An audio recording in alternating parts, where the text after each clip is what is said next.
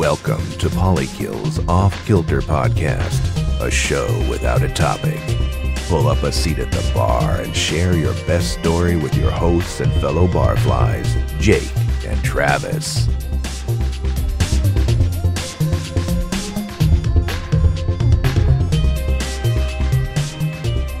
Hello everyone and welcome to another episode of Polykill's almost said Pet Peeve podcast, but that's not what this is. We don't have more than one of these, hopefully. Hello everyone and welcome to another Off-Killter podcast. We're the fellows over at Polykill, of course, and this is our podcast where we talk about anything but video games. This time we're going to be talking about things that really get under our skin and grind our gears, and that is, colloquially, pet peeves. Pet peeves. Jake, when you think of pet peeves, what sort of constraints or definition do you give to that term? Well, I think if it's something non-consequential, in other words, not, poverty is not a pet peeve of mine, and intolerance isn't a pet peeve of mine. It's just little things that just irk me, but really have no real impact on the world at large. Right, that's sort of how I think of them too. Obviously, I don't like racism and climate change deniers, but that's not really a pet peeve. That's just sort of... That's a worldview. That just violates my principles. It's not just something I can observe at a bus station, and it just makes me hate an individual for no reason. Right. Those are the things that are more pet peeving. Yeah, I think another thing that I would say about pet peeves is that it's one of those things, if someone behaves in a way that utilize pet peeves of mine, and that's my first impression of them, chances are I'm not going to like them as a person. It's going to take a while for me to overcome that. If my first impression of them is doing something that irritates me, yeah, I already have a bad taste in my mouth of that person. Also, I find that a lot of... It's hateful, I know. A lot of things that peeve me, right, are, and it's not true for every one of them, but a lot of them are just things I see people do that I hate about myself. Oh. You know what I mean? Okay. Like people that laugh at their own jokes. So guilty of that. Or people that you can tell made a joke and are like waiting for it to hit, and it just, I don't know why that annoys me.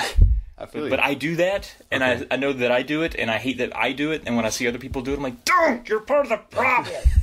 You're enabling me. Yes, exactly. You're letting me know that that's an okay behavior. Yeah. So I find that true a lot of the time, and I heard someone say that to me one time, and I was like, that ain't right. Because someone's like, the things you hate most about people are a lot of the times the things you see in yourself. I was like, whatever, that's stupid. That sounds like some, like a tattoo a 14-year-old will get on their foot. But then I started to think about it and started to observe it, and I was like, no, it's true. It really, the smaller it is, and the more inconsequential it is, for some reason, the more it gets under my skin. Because it's like, those are the things that will never change, because they have no consequence. So right, there's not enough momentum.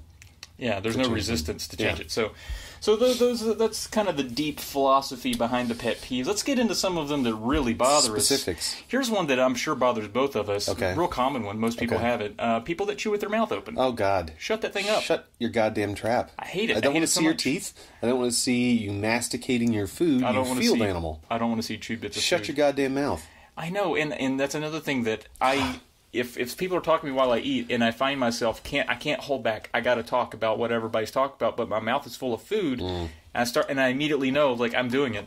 I'm doing the thing I hate. I'm trying to cover the mouth and trying to be like, oh, sorry, I'm just fucking trying to chew down this big dumpling. Give me a minute, and I got to stop doing it. Yeah, it's pretty bad. Also, like, if you're trying to eat food that is too hot to eat, and you're just like exhaling and like. Just give it a second. Just before that wait. Second bite. Now, that first one that you're inhaling on, understand, you got to do that. That's a first-degree burn, third-degree burn. But don't just keep shoveling it in. And that's another thing I am absolutely guilty of. I'm a fast eater. I cannot wait for that second spoonful, and I'm like, well, the first spoonful went down. That's been 25 seconds ago. It's got to be 25 seconds cooler by this point. Right. It's usually not. Usually not. Because it's usually like something like noodles or something that stay together and they'll just stay hot. I'm no thermodynamics professor, but noodles don't cool down in less than a minute. You gotta stir them, some bitches. Right, or isolate them. Yes, isolate them. Just like if you want to take a second bite, just put a little pile away from the main pile, and it'll cool quicker. I promise. Mm-hmm. But yeah, no, that's a good one. Yeah.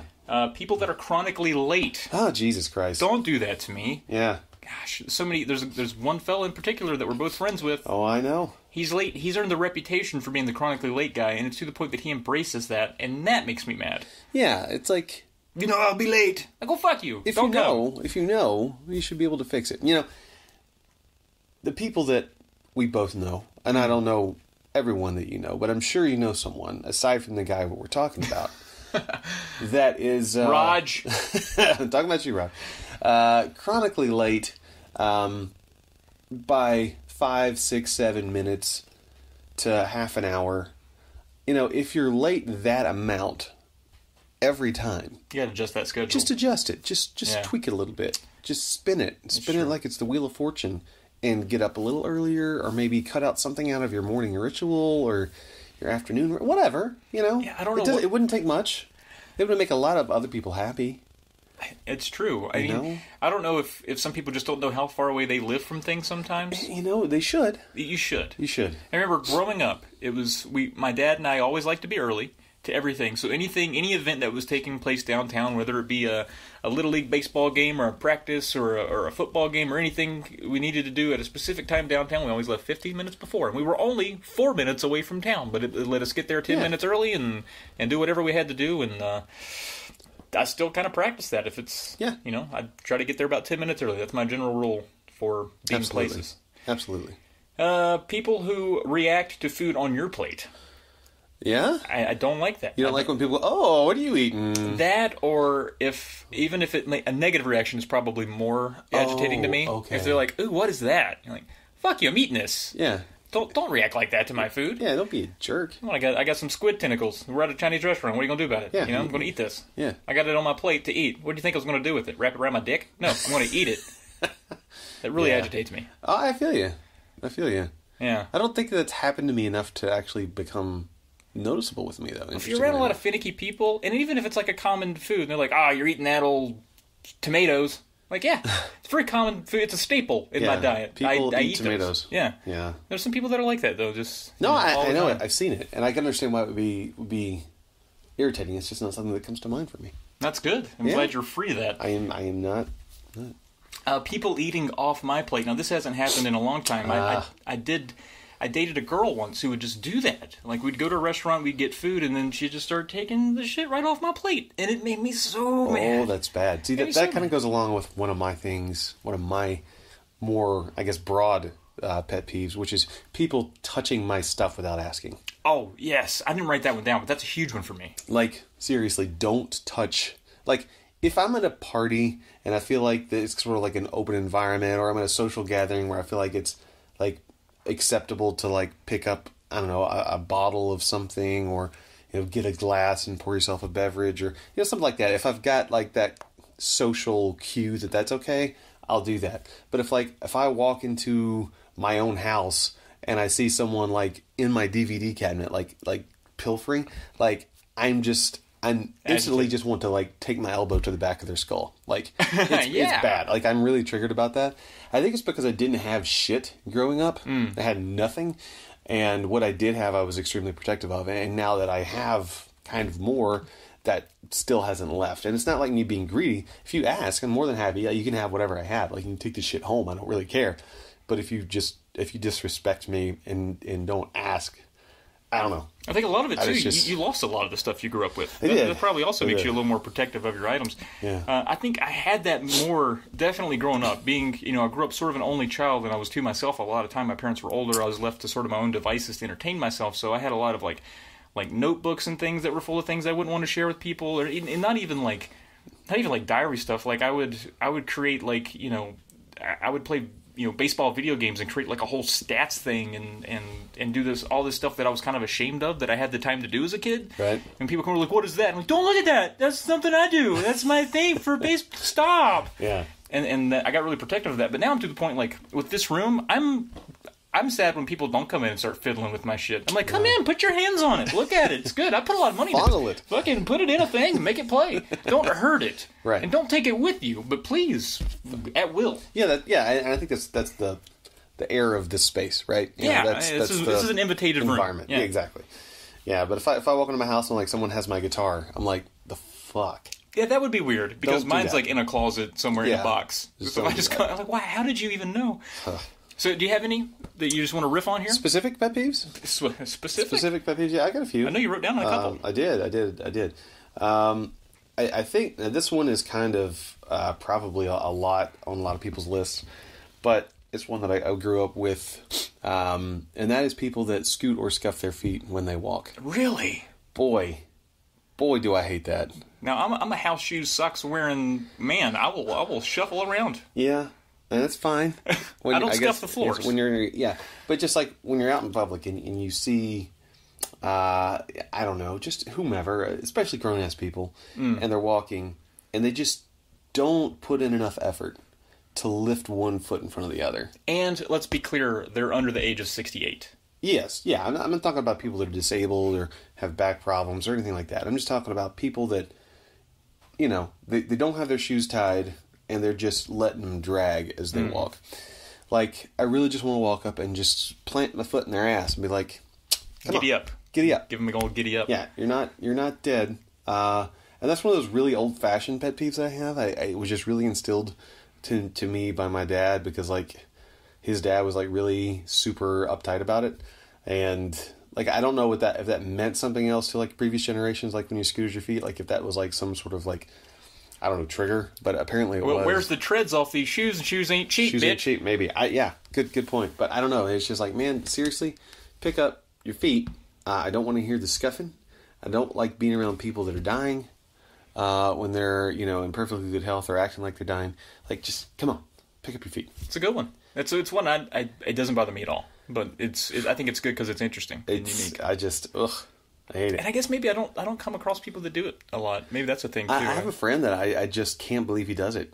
Like he's like one of I feel like you're talking about me. I don't know. I know. I'm not talking about you. I'm not talking about you. I'm not even aware if I do it or not. But now I'm really conscious of it. I'm gonna be fucking marching around you from now on, like I'm in the fucking band. Yeah. But no, I have a friend who does it, and I'm like, he's like former police officer, not me. and like very, straight laced about everything. But like he'll half put on a pair of sandals and just like drag his feet around. I'm like, what the fuck are you even doing right now? Man, that's a weird one. Do you want to get somewhere, or do you just want to just like stand and like drag your feet around? Oh, I don't know. All right, that's interesting. You got anything else?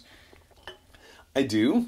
I guess it's probably a bit more broad, and we can drill down, I guess, to some specific, because I think it's probably on your list too.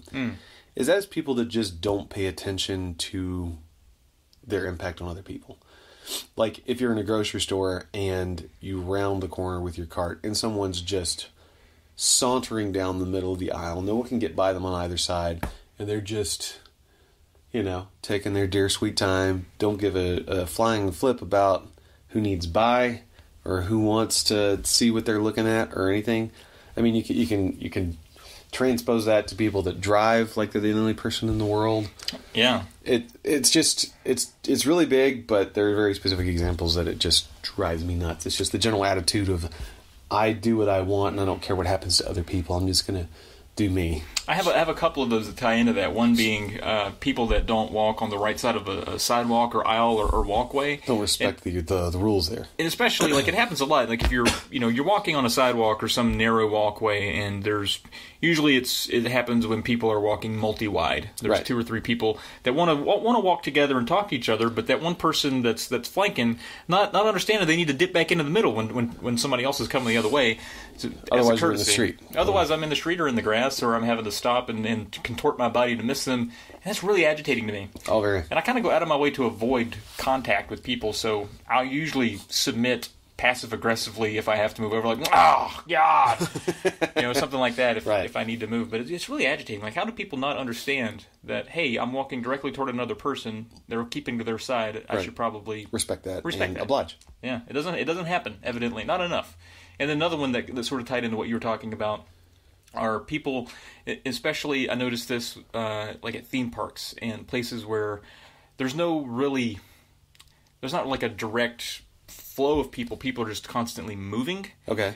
And then a person will just be moving and then just stop. Oh, God. And just kind of look around and look at their phone. Lack of awareness. Happens a lot at like the football games. You get like that foot traffic insight, or people are kind of going 100 different directions, and then that one person will just stop and be like, "Oh, where am I?" Like, you need to maybe go toward a wall or something. You know, treat it like you're in traffic. Really, get to the shoulder. Right. If you need to look at your phone or look around. Stop. Yeah, stopping, and then you're causing everybody to run into each other, and it's obnoxious. Don't do it. But those are two that I think tie in heavily to what you're talking about. People that just go, 10, 15 miles an hour under the speed limit on a 2-lane road where you can't pass people. It's just like, you know what? If you want to have a nice Sunday drive here on this, Tuesday morning at 8 a.m. when I'm trying to get to work, if you want to have a nice, slow Sunday drive now, maybe just pull over and let me go by because I'm in a hurry. And I respect that, I'm not the center of the world, but, when you've got traffic backed up a quarter of a mile just because you want to, look at the cows or something, jeez. Yeah, that's a common one. It's a Sunday morning thing. They say it's the Sunday morning driver, and it sounds like a colloquial term. But every Sunday morning, you can drive around the country and get behind some old Buick from 1992 that's only driven on Sundays, and it's going 15 miles an hour under the speed limit, and it's infuriating. Like, the Sunday drive why do people do it? Why do people do it? All right, let's take us into some submissions from some folks. We have some submissions from our good friend over at Play and Listen, good old JD. JD is a funny man. I enjoy talking to JD, and his list of pet peeves he supplied came with the title "Pet Peeves / Things I Fucking Hate" with a G. Several G's. And the first one cracks me up because it's a noun, and we've sort of said nouns aren't really worth pet peeving, but it's funny that he listed this one first because I feel like it's just on his mind all the time. He says, poison ivy. I just don't get it. But as a kid, I got it so bad my eyes would swell and shut. Jeez. So yeah, I guess that falls under things you hate, poison ivy. I too, I don't come in contact with it very often. No. But when I do, I'm actually not that susceptible to it. I don't really break out, but that's good. Do you break out? I have, but not poison ivy, much. poison oak. Yeah. But here's one that's more up the pet peeve alley. He says, mixing politics and escapism, like in video games and sports. If we want our god-dang society to be healthy and moving in the right direction, we need outlets and distractions to calm our nerves and relieve our stress, often caused by social issues and politics. I'm not talking about people being a bunch of sheeple, but when everything is hyper-political all the time, it's not good for anyone. And I agree with that. And I think we do a pretty good job of not including any politics in anything we discuss. We don't. And we do that basically for our own sanity and because we don't want to ostracize or what do you say? Ostracize or pick on anyone that has differing beliefs. Yeah. We just we want to be friends with everybody. He also says console war fanboys. This is annoying. Now, I'm not talking about people who have preferences or even a little bit of bias, but the people who seek out their opponents and attempt to belittle them and argue over an effing video game machine. So lame. And I really can't stand the ones who do the whole, oh, you play on that platform? That's fine, but big kids will be over here. You self-righteous turd blossom, it's a freaking console. I love all my gaming devices and all the brands. I just don't get the brand association thing. It's a little lame to me that you get your identity from corporations and gaming brand, but what do I know? I'm just a handsome sumbitch with a beautiful loving lady friend and a general happy life. So he's got a good outlook on things, and I agree with that. I don't like when people, especially the PC Master Race and then console, people play a Sony or only Microsoft. Play Nintendo. It's like, well, you're kind of doing yourself a disservice. There's a lot of good stuff everywhere. Yeah, go play some shit. Except on the Ouya, probably. There's some good stuff on the Ouya. Really? Yeah. Okay, cool. People who get mad at you, this is another one from JD, people who get mad at you for holding the door open for them. Yes. That's weird. Yeah, I don't understand that at all. Yeah. Like, am I setting up an expectation that you have to exit the door now and you don't like that? Is it come across as, like, I don't know, too chivalrous? Is it too misogynistic? Like, I can do it myself, thank you. Is it that? I don't know. I don't know. I've noticed it. I've never had that happen, honestly. Only a handful of times. It's like, no thanks, I got it. It's like, oh, okay, cool. Good for you. Just being polite, sorry. I was just saving you a body movement. That's all I was doing. He says, yes, I know you are capable of applying kinetic energy and opening this simple machine on hinges. I was just trying to be polite, dick. And that's sort of how I feel about it. So I'm just trying to be polite. Yeah. I'm not saying that you're unable. Fuck you, then. Yeah. And last and probably the most hated, hypocrites. Now, we all have moments of being hypocritical, and sometimes we don't even realize it. But when people knowingly and actively apply double standards and hypocrisy on a regular basis, I start looking up the worst thing I can do to them without going to jail. Not really, but it does piss me off. Also, I hate polykill. So those were from JD. Okay. And I think an interesting thing about pet peeves, which I alluded to earlier, is that a lot of the ones that we're defining as pet peeves we are hypocrites about. And I think that's one reason that they bother us, is because we ourselves can't control ourselves from doing those things sometimes. You know what I mean? Okay, maybe. Not all of them, obviously. Right, I don't scoop my feet. Yeah, exactly. There's a good number of them where I'm like, God damn, I do that way too much. I hate it when other people do it, and I hate it when I do it. Yeah. And I still do them. So that was from good old JD. JD, thank you for submitting those. Those are very good. One that comes to mind, and it's sort of it's an old one. Like people have been hating on this for a while. It's overuse of the word. Now a lot of mine aren't grammatical because I'm from the country and I talk like Virginia from Raising Hope, and I confuse a lot of words and misspeak and so forth. But when people overuse the word literally, and they don't use it in the sense that, like, I like to flip it on its head, make it comedic, and like use it in hyperbole, use it in hyperbole, right? By being like, I literally have shit coming out of my eyes. Like, that's funny, right? But when people are just constantly like, I literally can't even, like, it's not. You can. It's not the way you use the word. Just stop using it if you don't know how to use it, comedically or properly. Right. Do you have any grammatical ones? Any? I do. And well, I guess in general, people that should know better, it annoys me when they don't, I guess. I mean, a big one is nuclear. Yeah. I really hate that. Like, seriously, just read the word. Take a moment, read the word, realize it's nuclear, and say it like that. Yeah. How often do you hear that word said? A lot. Really? A lot. Yeah. It's not good. Another one is when people say that a point is moot, but they say mute. It's a mute point. Maybe they just mean shut up about it. Like, this is about to be a mute point. I want you to shut the ever-living hell up. Maybe. I don't know.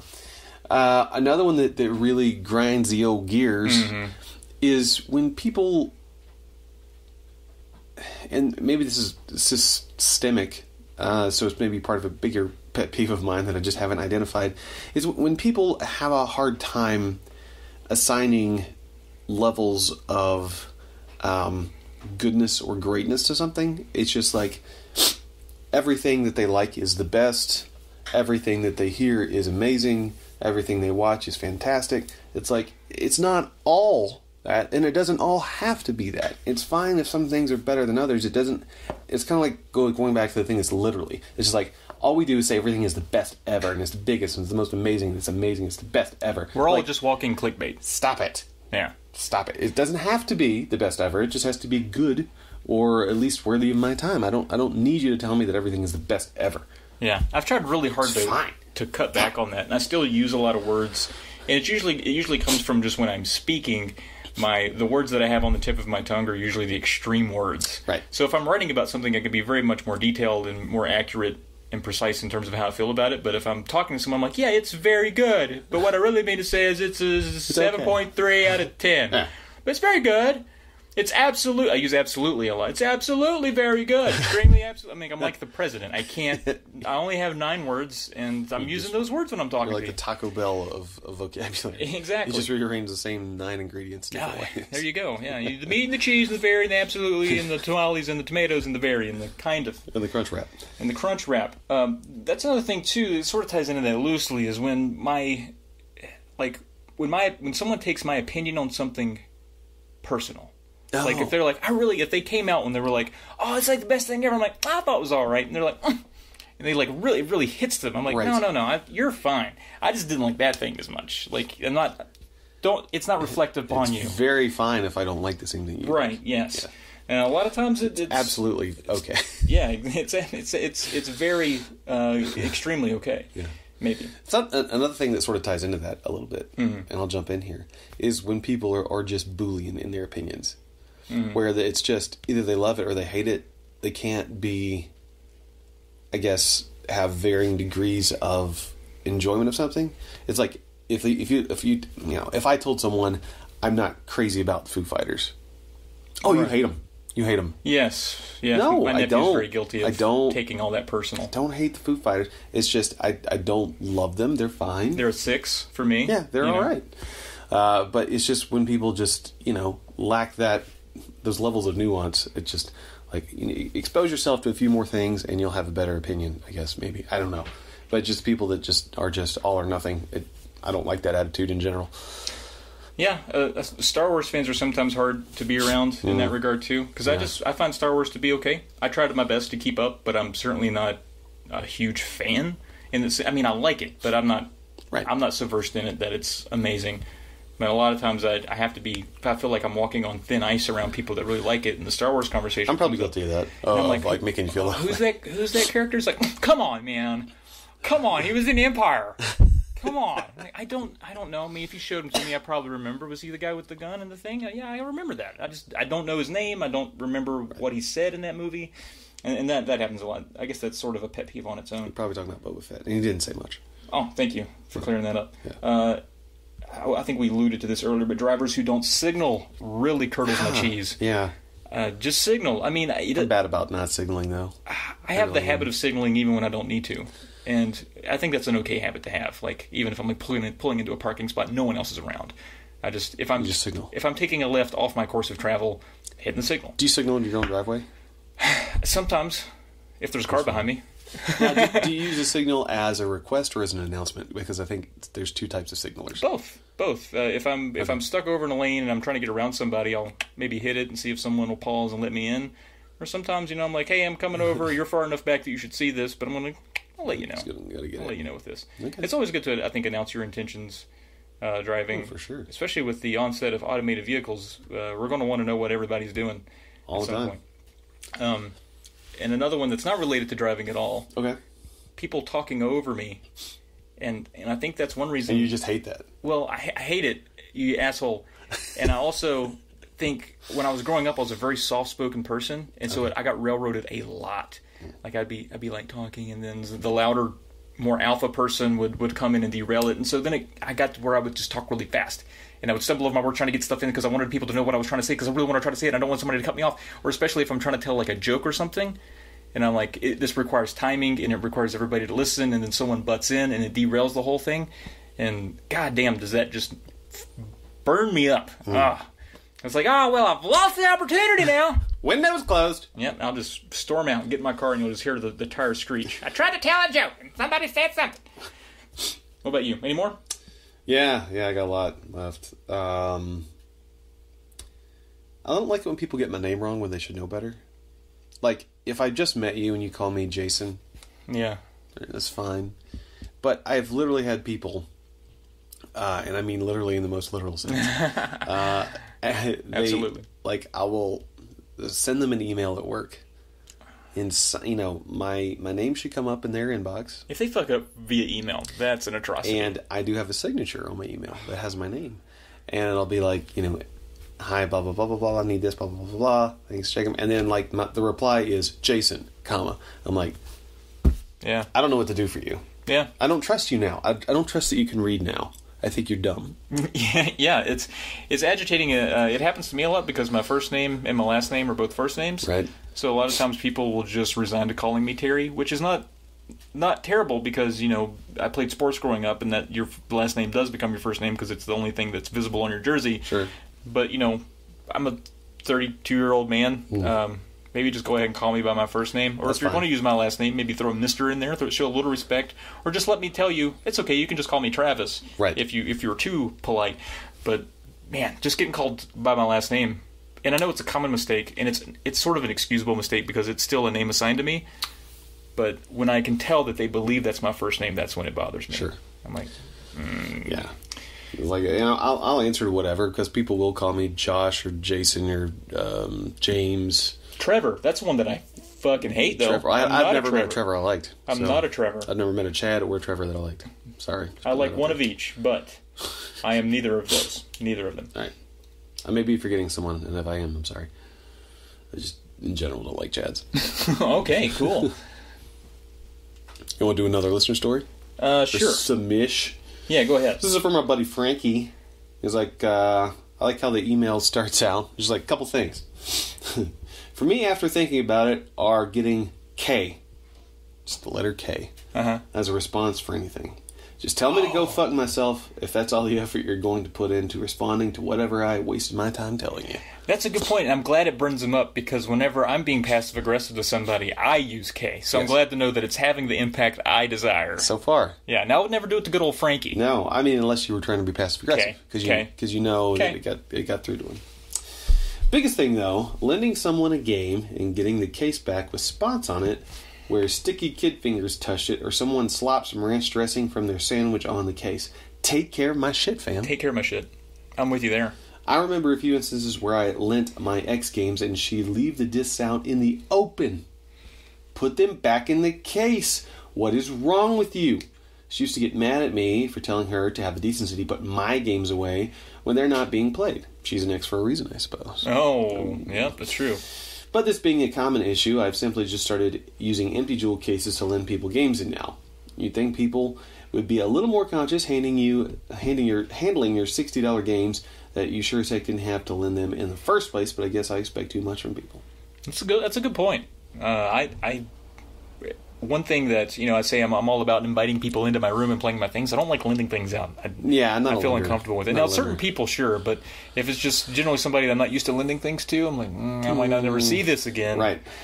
Or I might not see it in the shape that I'm giving it to you. So, and people have lent me things throughout life, and I've not taken great care of them, and I felt really, really bad about it. So I've tried my best not to. So once again, you're projecting. Yeah. All right. Also, JD from Play and Listen sucks at Halo 5. It's not really a pet peeve, just a simple fact that needs to be stated more often. I like the online rivalry the two have. This is fun. JD and Frankie. Good fellas. Love you guys. Happy holidays. Please do more shows to keep me saying your bud, Frankie. Oh, thanks, Franks. Yeah, thank you, buddy. Those are some good ones there. So, I do like that. I don't like getting the Ks. Like, I really don't like getting them. Just like, seriously. Okay, yeah. Yeah, just respond to me. Okay. I will. I'll do another one here. All right. When I'm talking to someone and they start looking at their phone, and it's another one I'm guilty of doing. I won't say that I have ADHD. I think people self-diagnose themselves and they overuse that term when they've not been. Yeah, I'm OCD about that. I can't stand that. Fucker. But I do have a hard time with my attention when people are talking to me, and I don't know if it's like a lack of confidence, and so I tend to distract my eyes by just looking at my phone, but I'm not really doing anything with it. I'm just like, I'll just look here for a second while you're talking. I'm listening. Right, yeah. I'm not doing anything. I'm looking at a blank phone. But I find myself doing that when I know the person that's talking to me is hoping for a reaction that I might not be able to give to them. And I detach just intentionally just a little bit to sort of let them down ahead of time. Interesting. I don't know. It's just like when I get those people and they're all excited about something, or they're upset about something, or mad about something, maybe doing an hour-long podcast on their pet peeves, and I'm not really interested. Yeah. But I know that, I'm stuck in this situation with them and they really want a reaction and I'm just not going to have it. I'll sort of detach early just so they'll abandon this idea of getting a reaction from me. Actually, I don't think that's a bad thing. It seems rude, but like I think the intent is polite. At least that's how I justify it, I guess. It's sort of a self-centered approach. I mean, you're doing it for yourself, but I do think it does. It's we communicate more in body language than we know. And I think people pick up on that, and they're like, "Oh, okay. Absolutely." I'd rather be let down this way than getting a no, or not getting the reaction. So it's a nice subtle way of. I think so. Maybe it warrants discussion, but I'm leaning on the side of I think that's okay. To dovetail with you're talking about phones, people that blame things, very specific things, for society's ills. Okay. These computers. Oh yes. Listen here. That's an old hat thing. That's an old people thing, right? These cell phones. Yeah. Listen here. I remember when we didn't have central air and central heat. We all had to gather around the fireplace and talk our problems out. We couldn't go to our rooms and stay warm. Like I've had people tell me that. Wow. I can't stand that. Don't blame things for your problems. Sure, they can contribute, but still your problem. Yeah. Seriously, you have a choice. Stop acting like things. These goddamn vibrators have cornered the market on orgasms. Yeah, seriously. Corner the market. Yeah, goddamn dildos. Adults who use the word veggie. Now, you knew this about me. I knew this about you. Now I have some actually hard rules for this word. Yeah? I think you can say the word veggie burger because that's a thing that's printed on a package. Right, it's a proper noun at that point. But if someone is offering me food and they're like, hey, would you like some veggies? Want some steamed veggies? Or what veggie would you like? Fuck you, it's a vegetable. Talk to me like I'm an adult. I'm not your kid. I hate that. I really do. I feel like it's almost like a condescending term, but I don't think people mean it that way. But it's how I would say to my child. Maybe. Okay. I mean, I'm not. I'm going to say vegetable because they're going to grow up to be an adult and they should know what a vegetable is and how to spell that word. Veggie, I don't know, man. It's just it's like a marketable term that they want to throw on bags to make vegetables cute for kids or something. I don't know what it is. I don't want to eat a veggie. I remember one time we went to Subway. Mm-hmm. And now they have a meatless sub that they call the Veggie Delight. And you were on one of your health kicks and you were like, they have the Veggie Delight, and I nearly fell over when you said that. I was like, I had to work up to get to it. Yeah. You said veggie. Yeah. I really expected you to go through. I'd like the vegetable delight, please. I really expected you to do that. I do hate ordering it, but once again, if it's already named that. Yeah, it's proper. And again, like... It's a title. A vegetable burger doesn't really mean the same thing as a veggie burger in my mind. Like, a vegetable burger is like a burger that has vegetables on it. A veggie burger is a burger that has a veggie patty. You know what I mean? Like, yeah. It sort of has a different connotation in that regard. But in general, don't refer to the green leafy things as veggies. If you're an adult, don't do it. Okay. I don't like it. I won't do it. I literally hate it. Absolutely. Anything? Yeah, I got a few more here. We've already kind of covered this, but loud chewing. Just don't chew loud. Yeah, I know a lot of people. Our good friend Dave has, I guess, a very low tolerance for oral noise. Yeah. I don't have that one at all. I don't know what it is. And my dad, it used to bother my dad too. He'd be, in the morning reading the newspaper, and I'd be slurping the cereal, and he would peer down over the paper, and I would notice, shut up. Yeah. And then he would flip it back up and keep reading. And I realize it bothers a lot of people, but I have never been anywhere, and I've been around some sloppy fucking eaters, but I just kind of join in. I'm like, yeah, fucking... Oh, God. Like, we can be this loud, you're saying, to eat? This is the acceptable level? Yeah, exactly. Let me in. Like, no, I got a buddy who I swear... It's like he doesn't know that there's another person in the world around when he's eating, and I'm just like... I'm always worried to think you're talking about me. No, it's not you. I'm very worried about it. No. It's just like, shut your mouth, and stop, like, making all these aqueous sounds with your food.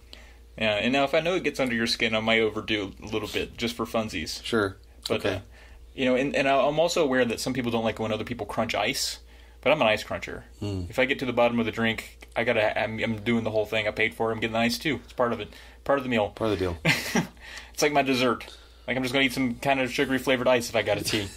It's my dessert. But for sure. That also doesn't bother me when I hear people crunching on ice. I'm like, go get it, girl. I want it. Give me some ice. I'll crunch on it. Yeah. Crunch that, soldier boy. Yeah, I don't know. Some people say it's some repressed sexual frustrations if you crunch ice. I'm like, that's ridiculous. I'm crunching it because it's in a cup, not because I was like wanting to fuck it.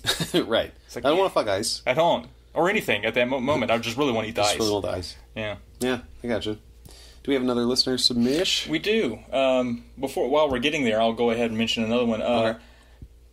I call them one-uppers and me-tooers. Oh, gosh. I hate that, too. Fuck you. There's a guy that we work with, or that I work with more closely, who is awful about this. And he can't have his own opinion, really. He wants to pile on, so to speak. So for his one-uppers, it's just... Everybody knows a one-upper, right? And it's not the same thing, really, as a me-tooer. It's, I've done it and I've done it better, or I've done it before you. And that kills me. And I saw the same band, but with a better lineup, or a better opening act, or in a better venue. And the thing, it's okay if that's true. I mean, if you're like... Yeah, if that's fine. But I think when someone's in the moment of telling something and they're proud of it, I think you got to let them have that. Be like, oh, that's cool. Yeah, I saw him once too. Maybe let the details that make yours better, maybe let it go. Let it slide. And then or let them ask. If they ask about it, maybe be like, yeah, actually, I saw them with this. And that's more of a like, oh, well, cool. Like, not a, I'm cutting down what you just said with my obviously dominant experience. Yeah. That gets under my skin. But then there's the me-tooers. Me-tooers. Who won't let you have a unique experience. Like, oh, yeah, no, I know that. Me too. Mm-hmm. Oh, that burns me up. Let it go. Don't me too. Don't me too. Just don't do it. But, I mean, I'm sure there's times when it's okay, but maybe don't overdo it. Right. No, I understand that. Me too. Yeah, I understand that. Me too. Okay, so moving on to a 1. Miles Fluck of Nerds. I don't know if he wants to share his last name. Good old Miles from the Fluck O Nerds. I love Miles, and he always shares a good, fun story. Harkening back on a couple that he's already shared with us, I remember the one where he gets his hand caught in an escalator. Oh, that's a good one. That's back in Injuries, I believe, or Drunken. That's actually from Drunken Stories. That's Drunken Stories. And then also he got followed home by a guy with pointy teeth. Yeah, and that was during Scary Stories. So Christopher Walken from Sleepy Hollow. Miles never disappoints with his share. So here we go again. So my biggest pet peeve are people who are judgmental and question you about your life plans with a stance that's kind of like, I want to be impressed. I generally love everybody, but there was this one guy who I knew growing up who was a friend of a friend, and I'd always see him at bigger group gatherings. I never wanted to be alone with him because he was going to grill me on what I was going to do with my life. I'd often be intoxicated at these events, so when he had hit me with the Spanish Inquisition, it made me very self-reflective and ruined my good times immediately. I'd start avoiding meetups when I knew he was going to be there. I remember being at a bachelor party and he showed up. A friend came up to me when I was within ear distance of the judgmentalist and said, "Whoa, I saw your YouTube channel is doing well. Congratulations." I was only at 600 subs. Yeah. Great, Miles. Only, yeah, thanks, Miles. That's a pet peeve of mine. Okay. At the time. False humility. 600 subs at the time. And it was just a friend being nice, just asking about his YouTube his YouTube channel. And then this judgmentalist saunters over and is like, "Oh, you're on YouTube? What's your channel about?" This is the worst. Even though my channel was about Magic the Gathering, and he plays Magic the Gathering, he still would have that stupid smug face when I told him about my meager 600 subs. Meager 600 subs. Then he got into med school, and now he's an oncologist. I know if I ever get cancer, he's going to wind up being my doctor. Fuck that guy. So yeah, that's solid. Now, I don't know many judgmentalists, but I could see that being a really big issue. Yeah, I kind of have that imposter syndrome. So I honestly feel like everyone's constantly judging me for my prowess in no matter what I'm doing, whether it's I'm at work or here on this podcast or whatever. I constantly feel like, somebody's going to find out. I think judgmentalists add to that too. Well, yeah, and I think the truth is people are constantly judging you, but whether or not you care, I think, is what matters. Agreed. So, yeah, I mean, we're constantly being judged. I say a lot. Sometimes my jokes don't hit. Sometimes we're both awkward, and people are like, I see the crack in the paint. But it's like, we have to just sort of overcome it. Exactly. So, I think for Miles, yeah, I would agree that, people being judgmental or whatever is a problem, but I mean, 600 subs is actually pretty good if you compare yourself to us. Yeah. And I actually think your channel is really good, even if it's about Magic the Gathering, which is pretty fascinating when people know a lot about it. So fuck that guy for exactly. Sure. Yeah. Yeah. Do you have any more pet peeves? Of my own? Yeah. Are you done? Are you? No, I was thinking a few. Okay, cool. I have a few as well. Okay. People who use pet names who aren't my wife or older kinfolk. Oh, sweetie, does that bother you? It burns me up. Now I'll let it slide. Every now and then, I'll let it slide. If I go to a country diner and the waitress comes over and gives me a sweet thing, she goes, "Here you go, sweetie." I'm like, it's just, yeah, it's part of the culture. And Bring it on. People I work with do it, or just some random, individual just gives me a honey sweetie or something. It's not okay. I think if you're an older kinfolk of mine, and I say older kinfolk, and not explicitly my mom or my dad or my grandparents, like if you're an old great aunt, you're in my family tree, you've earned the right to give me the honey and sweeties and K-babies and whatever you want to bestow upon me. I'm okay with it. I am a descendant of yours, and it's whatever. You're blood on my blood. Yes, exactly. But if you're just some old fucking weirdo, right? And when older guys do it to like random girls, it really creeps me out. Yeah, I don't like that. I don't like it. I don't like it either way. I don't like it at all. Use people's names, or if you don't know their name, try to be a little less belittling about how you refer to them. See, I do that a little bit, though. I don't know why, but it's usually with friends. Mm-hmm. People that I know, I'll say, like, "Thank you, dear," if it's to a lady or something like that. I'll do that. I will do that. Is that a Southern thing, do you think? Is it something that your parents did that you just kind of picked up on? No, my parents didn't really do that. I think it's just something, like, I like to be because I don't feel like I'm a very warm person in general. I feel like I'm kind of just, I don't know, cold and unfeeling sometimes, and a little bit detached. And then you have corpses on your T-shirts most of the time, so I think that's part of it. Yeah, maybe. But I don't know. Maybe it's just like an effort for me to like help people relax, or like me just like trying to be nice, and that's just a way that I try. Now, I don't do it often. Yeah, one thing I was really, when I grew up, I was told to always be respectful, and so I was all about sirs and ma'ams. Still do that. Yeah, and that was a big thing for me growing up, and even when I played sports in high school and whatever, I always had to refer to yes sir, no sir, or you had to you were punished for not showing respect. Right.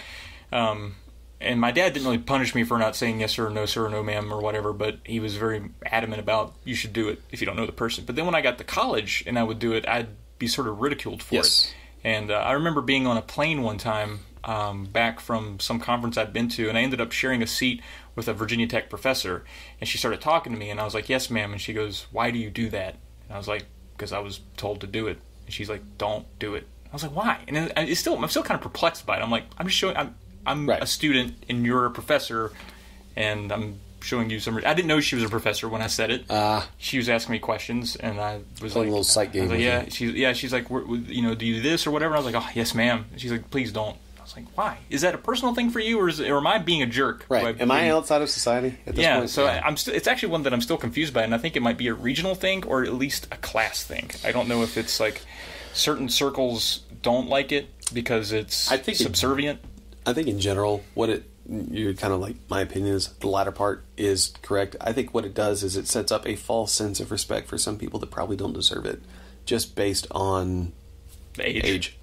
And, I do respect my elders, but I also respect good people versus bad people, or jerks versus nice people. And some people are old and they just had a lot longer to get meaner and hatefuler, and I don't respect that, so I don't call them sir or ma'am. Yeah, like if you get pulled over by the police and they're talking to you, do you break out the sirs and the ma'ams? Absolutely. If I see anyone in uniform, like exactly, they're sir. Is that when it's warranted? Like I need to know because I don't know the rules. What are the fucking rules? What are the rules? It's obnoxious that. Yeah. I think it's even worse to ridicule someone for doing it than it is to do it. I don't see any harm in doing it. There's no harm. Unless, I feel like the only time people don't want you to do it is when they feel like you're limiting yourself, or like it's some sort of self-imposed thing and they want to free you of that. I feel like that's the general consensus. I don't think people actually hate it. I think they just don't want you to feel like you have to. Maybe. Also think, if you don't want to be referred to as that, let me know once. It's sort of like, yes sir, just call me Tom. Got it. Thanks, Tom. Right. Something like that. Okay. People adjusting the AC or the volume in my car without commenting first or asking. That bothers me. And we usually let them if they were like, you think it's hot in here? I'm like, yeah, adjust it however you want to. Yeah, but when they get in there and just start fucking fiddling with knobs, don't do that. Don't. Yeah, that half of them are broke, and then I got to get it back to working. I drive an old Dodge Caliber. Stop fiddling with my knobs. Yeah. Yeah, so another one that comes to mind, and this is probably because I go to shows a lot, is people that film themselves at concerts. Boy, I hate that. I don't like filming at all in concerts. I do a little bit, just for keepsake. Some of the stuff you do is really good, though. It's all right. But I've been behind people where people just hold it up for an entire song. Yeah, that's dumb. Get a little clip. If no you want one's going to watch this. You're not going to watch it, and it's not going to be that great. No. And we live in a day and age where live video on YouTube of the show you probably went to is going to be there. Yes. You can go there and get like good high def. Someone on the front row. Yeah, someone on the front row will go ahead and do it for you, but don't hold it up the whole song. Yeah. I was at a concert. See people they just hold their phone cockeyed and vertical, and they're just like, don't do that. That's dumb. You're not going to watch that shit. And the people behind you can't see shit. We're just staring at your fucking phone. Stop that. Oh, God, but when they film themselves, that's when I'm just like dumber. They'll turn, the stage is now behind them, and they'll hold the phone in front of them in selfie mode, and the flashlight is on, so this is all you can see is them, and they're just doing I'm just like, why? I hate you. I do hate that. I hate you. Fist bumping, not even getting the band. Just all you see is them, and you hear not even a good version of a song in a concert venue echoing off other people screaming. Why do you want that? No, you don't want that. What, are you going to post that somewhere? Yeah, what are you, narcissistic prick? Exactly. God, hate it. You're making me mad right now. Hate it. I wish you hadn't brought that one up. I'm so sorry. God damn it. I'm so sorry. Do you have any more? I do. All right. I got another one. I got one more. I have 3 more, so I'll do 2. You hateful bastard.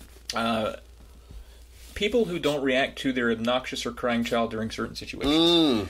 I was at a wedding this past week, a couple weekends ago. And during the ceremony, there were 2 children that belonged to 2 different people that were being a bit loud. While the bride and groom were walking down the aisle, they walked each other down to go do the thing. There was a kid that was standing on a chair, just stomping it. Just stomping the chair, and the parent, I expected the parent to be like, "Oh, honey, don't do that." Yeah. Nothing, no reaction, and that made me mad. I'm never mad at the kid. Sure. The kid's like, "Hey, this is great. This is making noise, and this is awesome. It's bouncing a little bit." As a parent, you should be like, "Hey, give it a minute. Time and place." And then there's another kid that was just kind of crying, and I'm like, it's kind of your responsibility to remove them from this. Right. And it happened again during the while they're up there, repeating the nuptials. No one can hear shit because these kids are being outrageous.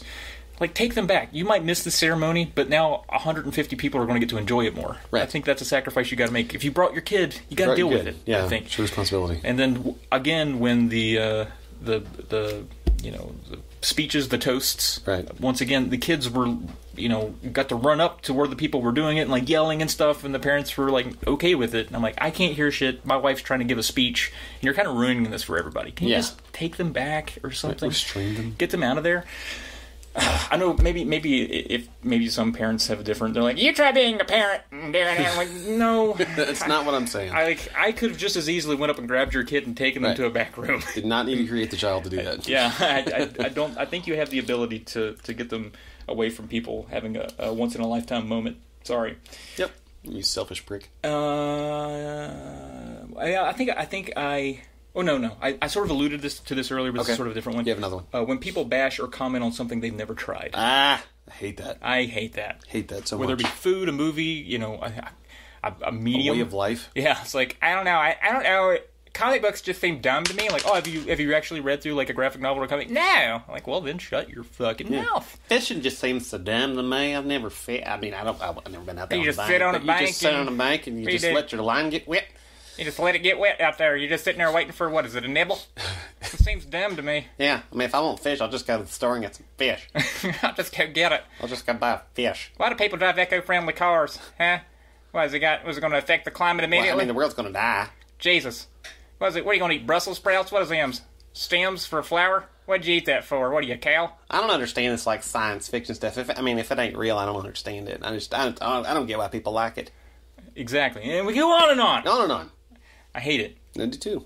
Just try it and then hate it. Yeah. I love hating on things that I've tried. It's like it's so cathartic to be like, yes, I hated this. I officially know now. Yeah. I was skeptical before, but now I'm 100% certain that I hate this. And I hate it. You'll feel better. Yeah. Than just hating on something you don't know about. So much more vindicated. Oh, absolutely. Yeah. Okay. I gotta stop saying absolutely. Okay. You want to do another one? You want me to do? Yeah, I got one more. Right. People that so I'm one of those people. I'm not argumentative, but I love a good discussion. I love a good discussion when I disagree with the other person. I love to engage these people and have these long conversations where we completely disagree. I find it cathartic, and I find that's how I learn, and that's how they learn. And people that don't enter that probably are not leading as a rich life, in my opinion. So I try to do that. But when I'm arguing with someone or debating someone on something, whatever it may be, and they say something like, "Oh, touche," or "I'll give you that," I hate that. Don't patronize me by saying touche or "I'll give you that." Well, what's wrong with "I'll give you that"? Like, what? Like, are you thinking they're like conceding and just to get you to be quiet, or do you think that you've convinced them? They are now in the position to accept or reject whether what I am saying is accurate or not. Okay, and that's not a good ground to be standing on if you're having a good debate. I see how you. Yeah, I can see how you. Yeah, because I feel like I might say it to be like, oh, I didn't even think of that, or something like that. Sure. Or, yeah, I see. Right. Okay. Yeah, when it's said in that sort of haughty, from a high place. Yeah. But just the whole touche, oh, fuck that. Yeah, I still don't even understand that word. Like, people use it so incorrectly that, like, something will happen that just impresses them, and they're like, oh, touche. And I'm like, I don't think that's how you're supposed to use it. Yeah, You were supposed to say "wow" right there. Yeah, that was a whoa moment. Yeah, and not a touche moment. I think you need to recalibrate your touche. Yeah. Yeah. It's like, oh man, I could totally see that guy's wearing a touche. Once again, that's not it. Right. That is a girdle. Right. A touche is a hairpiece. Yeah. People who text and drive. No, get fucked. I hate that, man, and it stems from a couple reasons. One, we're both traffic safety scientists, so it burns us up because we know the stats. Yeah. You look away for 2 seconds, you're 23 more times likely to kill yourself or somebody else. Right. Don't do that. It's even worse though when I'll be behind someone on the road and I'm like, what are they, drunk? And they're going, they're always going slower. They're weaving a little bit. You get up to them and like someone, no hands on the wheel, just straight light right in the face. You can see them doing it. It's like, come on. Especially at night. I mean, come on. Dude, be smart. Don't do it. Don't do it. I mean, it's obvious. It's like, you shouldn't, but you still do it. This shit can wait. If it can't, pull over. Yeah, or, at least have the decency to wait until the car is stopped to do that. I get, like, sometimes you want to look at your phone, maybe change the song if you have your phone hooked to your car, whatever. I don't think that's as egregious as staring at it and having a conversation with somebody via text. Agreed. So, do the hands-free options. Yes. Do what you got to do. Don't kill us all. Please don't. That's all I got. That's all I got. All right, cool. So I think we learned a lot about each other here, man. I didn't realize that you were so, I won't say sensitive to certain things, but I got to be more careful about the way I walk and the way I chew my food. So you got that going for you. You've affected me on a basic level. Okay. Oh, you bastard! Absolutely, literally burns me up. What are we going to do next time, Jake? I don't know. We haven't thought about it. I was thinking close calls. Close calls. So like near-death experiences or something like that? Not even near death. Maybe just anything. Near injury? Anything. Okay. Like you almost missed a flight. You almost did this, But it turns out okay, in other words? Yeah, I would say. Because I think if we shoot for the moon and we're saying awful things that happen to you, I think that really... I think a lot of people have had some close calls, or some things they perceived as being a close call, more so than they've had dire moments. Okay. Because I can think of quite a few where I was like, man, I almost died. I probably wouldn't have. But in my head, I was like, it was close. I think a lot of people have those kinds of stories. You know what I mean? Probably. Yeah. So I'd like to hear some of those. Now, I don't know if that's a good one for next time. It's going to be right around Christmas. Is there more of a Christmas flavor we could throw in there? I don't know. Like, what's your favorite Christmas? I don't know if that's... Yeah, that's kind of dumb. That's not our style. No. We want to get a little gritty. Yeah. We're here to be more entertainment than a Hallmark special. Right. So let's go with close calls. Close calls. I think that'll be okay. I have a few. I have like 3. I got a couple solid ones, big ones. Some real good ones. Yeah, close calls. Were you ever in a situation where you're like, man, that was close. That could have gone real bad for me. Car accident maybe, something like that, or could have died. Could have died, or could have lost some money maybe. Could have bad investment.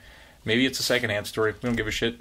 So yeah, share those with us. You can always reach out at polykillpodcast@gmail.com. Find us on polykill.com and all the social medias, and pay attention to the next Polykill because we got a contest coming up where you can win some stuff. Oh! All right, see you next time. Peace.